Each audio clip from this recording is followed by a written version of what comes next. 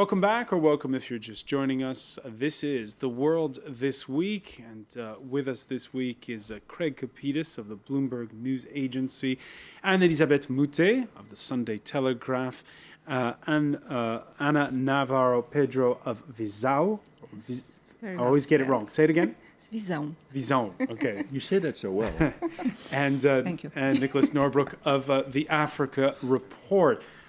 We were saying before the break, it's not just about Greece. Italian bonds hitting a record 6.4% 10-year bonds this Friday. And political cartoonists playing to national stereotypes. The Economist does well because it's not just Greek stereotypes. As they portray the domino effect, you see the Greek statue, the Michelangelo behind it, the Spaniard, the fears of the domino effect.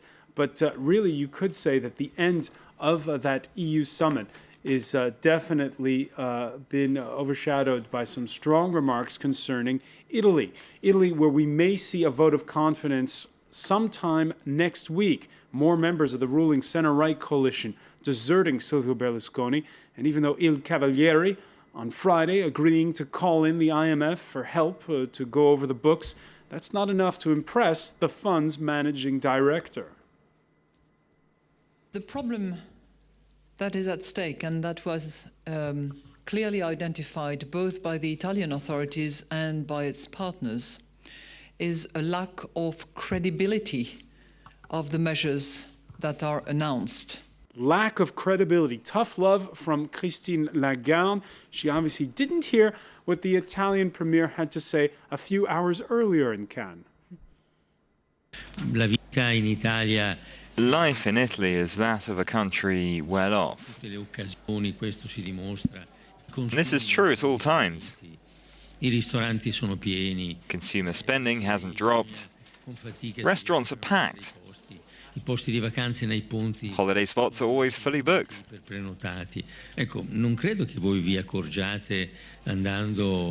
don't think I can say that Italy is going through anything remotely resembling a deep crisis. And Elisabeth Moutet, do you agree with that analysis? I think there's a disconnect between the financial crisis and the actual state of the economies that we're talking about. It is perfectly true that Italy is actually a country with a very vibrant economy, producing lots of stuff. It's produced cars, it produces planes, it's got an interesting banking system, it's got an interesting energy system. And if you look at other countries of the Eurozone, it's exactly the same thing. These are actually countries that are producing things, and where the population, the workforce, less possibly some civil services, are working pretty hard. So you have a complete disconnect between a situation of debt and a situation in which the apparatus of the state has sort of enabled a series of services that cannot be afforded anymore, and at the same time, populations that are well educated, who work well, who are very competitive, who most of the figures of the competitiveness of workers in Europe are better than in America, for instance. So yes, there is a disconnect between the actual sort of working sort of populations and the countries and the crisis of liquidity. I'm not sure it's a complete crisis of economies. A total disconnection between the successive financial crisis regarding sovereign debt, because I mean Italy, of all countries in Europe, is the one who has the biggest debt, about 120% of their GDP. Right. I mean, and no one was looking at Italy in the beginning. And when anyone in Portugal or Greece would mention, well, what about Italy? Why aren't the financial markets uncomfortable about Italy? The financial markets would answer back, Italy, the debt is mostly in the hands of the Italians themselves, so there is no problem. So why all of a sudden it is a problem? Of course, there is a problem of payments, of over debt, of having over borrowed. No qualms, no doubts whatsoever. But there is a problem of speculation. There is a problem of making money on the backs of the people of these countries. That is also absolutely clear. And we need political power. We need political leadership in order to put back this speculation. Listen, I don't think, I think this might sound silly, but political leadership in this crisis is a contradiction in terms. Why? Because the question here is much more basic, much more elemental. the economy as we know it doesn't work anymore. Now, remember when Mr. Jobs passed away a few days ago, how everyone was saying, look what he did. He created a phrase from the 90s. It was called a killer application, a killer app. Like Edison, Henry Ford, he created something that affected everyone, that elementally changed everyone's life. And while we sit here and do our punditry and they're down in Cannes yibber-yabbering about Lord knows what we haven't seen here is a killer app that's going to elementally change how the economy works. You see the Occupy Wall Street protesters. This is essentially what they're calling for, but no one's come up with it. You mentioned Nouriel Roubini before. He is Dr. Doom. He's made an industry out of being Dr. Doom. That way you're never disappointed. You're never disappointed. And quite frankly, if you look at what's going on in Greece and Italy, more time is spent by the markets on how they can make money off of the decline. How can we profit from this decline? Then these alleged great minds on Wall Street spend time thinking, how can we change the system so this doesn't happen again? Because it really now, it's no longer my joke, it has turned into the have-yachts and the have-nots. And it's going to get a lot worse. I think this is why I say that, you know, and that's why we need political leadership in order Right, to but you're not to getting have it. regulation. You speak about political leadership, a journalist from the BBC, and this is a bit what you were alluding to about the question of sovereignty in all of this, read out a question in French for Nicolas Sarkozy on Friday, asking, is it not obvious that he and the German Chancellor are in fact dictating policy to Greece and Italy? Here was Nicolas Sarkozy's answer.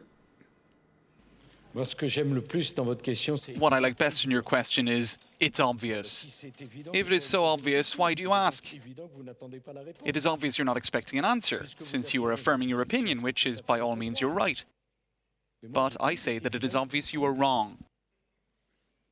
Completely wrong. We did not want to change the governments in Greece or in Italy. It is not our role, and it is not my idea of democracy. But it's obvious that in Europe, maybe it is because you live on an island. In the literal sense, you don't quite understand the subtleties of the building of Europe. But I say this wholeheartedly. I was going to use this French expression. It is not a Spanish youth hostel. I don't know why we use this expression, which concerns the beautiful country that is Spain.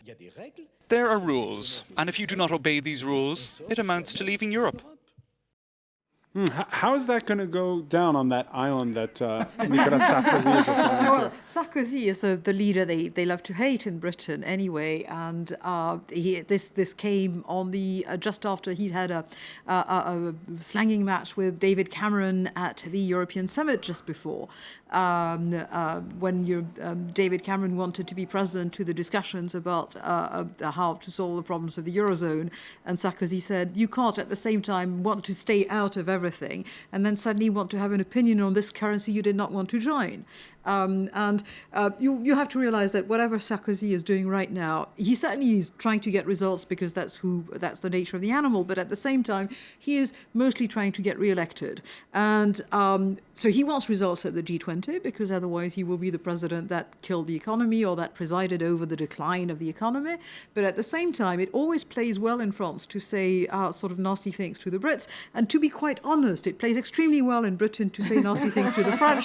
So I don't think there's a good guy in this one. I think they're both playing to their respective domestic opinions, and they were having a fine time doing it. And everyone's happy. Brief issues here before we go, because we're running a little short on time. All the agitation around Europe, it did spoil Nicolas Sarkozy's plan to fix what ails the wider world at the summit. But there may be those in several quarters who are quietly pleased that one man stayed under the radar, the man representing Africa. He's not exactly a household name in Europe. The acting chair of the African Union's none other than the continent's longest-serving strongman. Where is he? He's over there all the way to the left of your screen. There he is. We're talking about President Teodoro Obiang Nguema. He's ruled the tiny, oil-rich former Spanish colony of Equatorial Guinea for 32 years. He's about to push through a referendum that should keep him in power another 14 years. Now, all this coming as investigators in both France and the US are probing the family's wealth. Nicholas Norbrook, perhaps you can talk us through some amateur video footage that we have from Paris's posh Avenue Foch last month. It was posted on YouTube. Tell us what's going on here. Well, this is a fantastic collection of luxury sports cars owned by, we think, the son of said president at the Cannes feast. Who could become the next vice president. Indeed, Theodorin. He's actually, the son has now been given an ambassadorship at UNESCO, which gives him some kind of diplomatic immunity. This is the same UNESCO which was supposed to give out a prize on governance, the Obiang Prize. They've now quietly kicked that into touch. It's very strange that he would be here at all. He has the African Union rotating chairmanship, so protocol, suggested that he had to be. But there are some excellent photos of G20 leaders trying not to be photographed with him.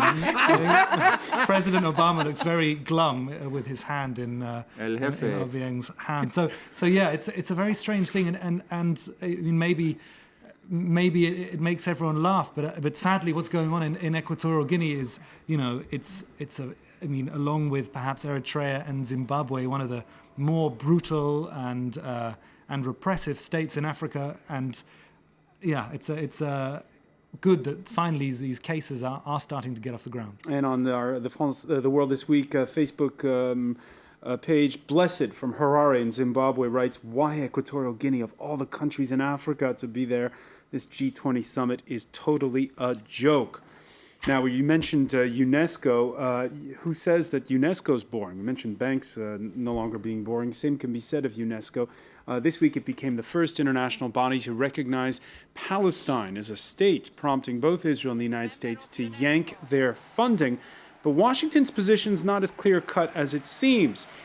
Israeli daily Haaretz reports that the U.S. Special Envoy to the Middle East and the U.S. Ambassador to Israel have told British Prime Minister Benjamin Netanyahu's aides that Washington objects to Israel freezing tax income that it collects for the Palestinians. Anne-Elisabeth Moutet, it's a tricky one for the Americans dealing with this push towards statehood by the Palestinians. Well, it's especially a tricky one because, first of all, I think it's law in America. The American Congress will not vote, will withdraw funding of any body giving representation to the Palestinians before a peace accord is reached.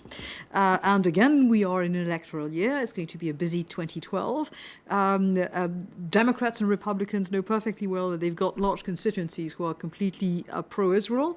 Not so much the Jewish vote, which is tiny and which is fairly evenly divided, but the very large evangelical vote. 70 million Americans describe themselves as evangelicals, and these are people who are completely pro-Israeli and they vote. Yeah. So that's a really, what was interesting about this vote in UNESCO was the fact that France, after saying that it was too early, it was premature, it was not the time, not the arena to vote Palestine into a UN body, suddenly voted in favor.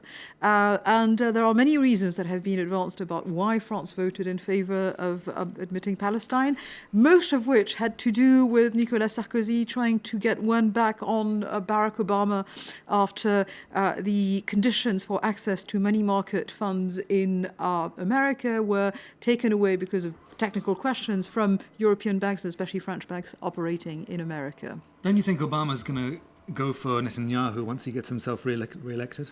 That's a big if. It is a big if. He's got to get himself re-elected first. But then who's he going to run against? I mean, no. And the problem, it's bigger. It has been forgotten here in Europe because of this Euro-Greek tragedy.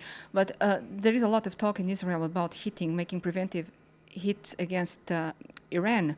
And this is a huge problem in international relations, and it is a huge problem for the United States as well. So this is behind the scenes of what happened at UNESCO as well. And we'll obviously that Iran story is going to come to a head in the coming week when the latest report comes out on its nuclear program out of Vienna. Before we go, On October 31st, the 7 billionth human was born. That's, of course, an estimate. So our claims of where he or she saw the light of day. The United Nations has been sounding the alarm bell about us soon reaching 10 billion, but that trend may shift. Der Spiegel spoke to the Vienna-based International Institute for Applied System Analysis, and they say it's all going to topple out in the next few decades. And we could even show you the graph that says that the population growth will, in fact, stall in most places. In fact, come the year 2040, Africa will be the only place where mothers will be having more than 2.2 children. So predictions of the population growing exponentially forever are being contested.